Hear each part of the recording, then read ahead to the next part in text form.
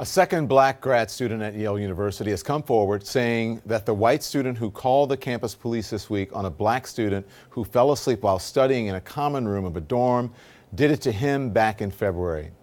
Renaissance Jean-Louis says he got lost inside the dorm while looking for his friend, Lola De Cienbola, the same grad student who was forced to show her ID to police on Tuesday. And Renaissance Jean-Louis joins me now. Thank you so much. This was back in February. You asked her for directions. Good evening, by the way. Good evening. To the common room, right? What happened?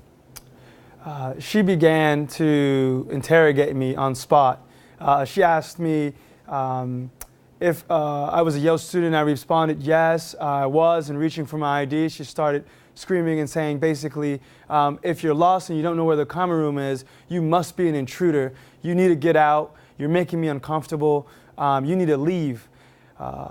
Confused, I turned my back and went to the base of the staircase, and she was on top of the 12th floor screaming at me still. Did police come? Did she call police on you? She ended up calling police on me. We found that out when Lolade, a friend of mine, came to the common room, which was on the 12th floor of the Hall of Graduate Studies. And when Lolade came back, she came back with police officers who had told her that they were looking for a suspicious character, quote unquote. Did she tell you why she felt threatened? No reason, absolutely. Why do you think she felt threatened? I think race was involved, clearly. There is a policy in which you have to kind of just use your residence key to use the elevator within the graduate hall of studies. So this is what I want to know. So to get into the hall, is there security, or there's a locked door, right? Is it to get? Yeah, the doors are locked. I mean, there's security passes that you got to go through. Okay, and then even to get on the elevator, you would have to have a resident key.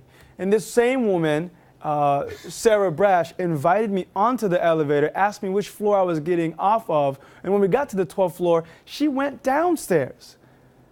But at no point throughout our entire ride did I even communicate with her beyond the fact that I was going to the 12th floor. So you and Lolade released a joint complaint, and I just wanted to part of it said, calling the police on a black student because he is lost in any part of HGS and the wider Yale campus is an act of violence. Just because a Yale student is lost does not make that individual an intruder. Sending 4 policemen to the common room in my residence because a black Yale student is lost is an act of violence because of the history of state-sanctioned executions of faultless black men, women, and children.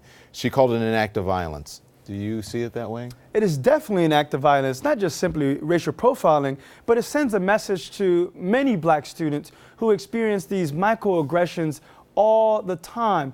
That what Sarah told me, you don't belong here.